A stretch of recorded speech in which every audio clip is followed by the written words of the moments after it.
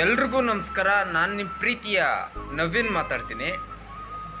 ಈ check bounce case ಯಾವ ಸಮಯದಲ್ಲಿ ನ್ಯಾಯಾಲಯದಲ್ಲಿ ನಿಲ್ಲೋದಿಲ್ಲ, ಬಿದ್ದೋಗುತ್ತೆ, ಕೇಸು ಕ್ಲೋಸ್ ಆಗುತ್ತೆ. ಮತ್ತು ಯಾವ ಸಮಯದಲ್ಲಿ ಕ್ರಿಮಿನಲ್ ಅಪರಾಧ ಆಗೋದಿಲ್ಲ. ಈಗ ನೀವು ಚೆಕ್ಕು ಯಾರಿಗೋ ಕೊಟ್ಟಿರ್ತೀರಾ, ಒಂದಿಷ್ಟು ತಿಂಗಳು ಟೈಮ್ ತೊಗೊಂಡಿರ್ತೀರ, ಒಂದು ಲಕ್ಷ ದುಡ್ಡು ತೊಗೊಂಡಿರ್ತೀರ.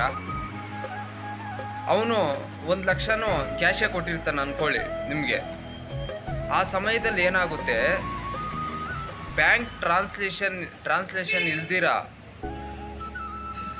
ಅವನು ಕ್ಯಾಶೇ ಕೊಟ್ಟಿದ್ರೆ ಆಗ ಏನಾಗುತ್ತೆ ಅಂದರೆ RBI ಗೈಡ್ಲೈನ್ಸ್ ಪ್ರಕಾರ, ಇನ್ಕಮ್ ಟ್ಯಾಕ್ಸ್ ಗೈಡ್ಲೈನ್ಸ್ ಪ್ರಕಾರ 20,000ಕ್ಕಿಂತ ಹೆಚ್ಚು ದುಡ್ಡು ಕ್ಯಾಶಲ್ಲಿ ಕೊಡೋಕ್ಕೆ ಬರೋದಿಲ್ಲ.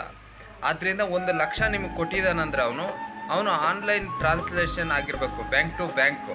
ಈಗ ನಾನು ತೊಗೊಂಡಿರ್ತೀನಂದರೆ ನೀವು ಟ್ರಾನ್ಸ್ಫರು ಬ್ಯಾಂಕ್ ಟು ಬ್ಯಾಂಕ್ ಆಗಿದ್ದರೆ ಮಾತ್ರ ನ್ಯಾಯಾಲಯದಲ್ಲಿ ಆ ಕೇಸ್ ನಿಲ್ಲುತ್ತೆ.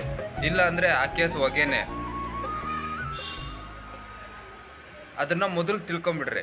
ಕ್ಯಾಶಲ್ಲಿ ಕೊಟ್ಟು 2 ಲಕ್ಷ ಕ್ಯಾಶಲ್ಲಿ ಕೊಟ್ಟಿದ್ದೆ, ಖಾಲಿ ಚೆಕ್ ತೊಗೊಂಡಿದ್ದೆ, ಎಷ್ಟಂದರೆ ಅಷ್ಟು ಬರ್ಕೊಂಡು ಹಾಕಿದರೆ ನ್ಯಾಯಾಲಯದಲ್ಲಿ ಈ ಪ್ರಕರಣ ನಿಲ್ಲುವುದಂತೂ ಇಲ್ಲವೇ ಇಲ್ಲ. ಇದನ್ನು ಫಸ್ಟು ನೀವು ತಿಳ್ಕೊಳ್ರಿ.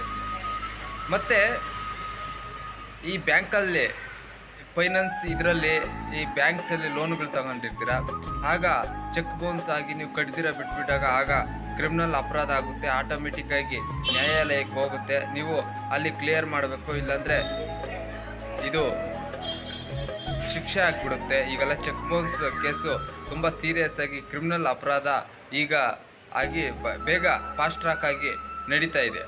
ಮತ್ತು ಏನಾದರೂ ನೀವು ಡೊನೇಷನ್ಗೆ ಯಾರಿಗೋ ಒಬ್ರಿಗೆ ಡೊನೇಷನ್ಗೋ ಗಿಫ್ಟಾಗೋ ಏನೋ ಒಂದಷ್ಟು ದುಡ್ಡು ಕೊಟ್ಟಿರ್ತೀರ, ಏನೋ ಕೊಟ್ಟಾಗ ಆಗ ಅದು ಚೆಕ್ ಬೌನ್ಸ್ ಆದಾಗ ಅದು ಕಾನೂನು ರೀತಿಯಲ್ಲಿ ಅಪರಾಧ ಆಗುವುದಿಲ್ಲ.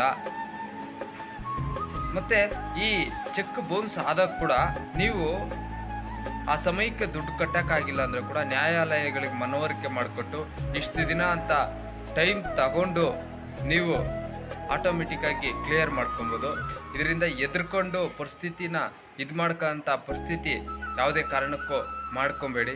ಇನ್ನೂ ಹೆಚ್ಚು ವಿಡಿಯೋಸು ಕಂಟೆಂಟಿಗೆ ನಮ್ಮ ಯೂಟ್ಯೂಬ್ ಚಾನಲ್ ಸಬ್ಸ್ಕ್ರೈಬ್ ಮಾಡದೆ ನೋಡ್ತಿದ್ರೆ ಸಬ್ಸ್ಕ್ರೈಬ್ ಮಾಡಿ, ಫೇಸ್ಬುಕ್ಕಲ್ಲಿ ನೋಡ್ತಿದ್ರೆ ಫೇಸ್ಬುಕ್ ಪೇಜ್ ಫಾಲೋ ಮಾಡಿ. Thank you.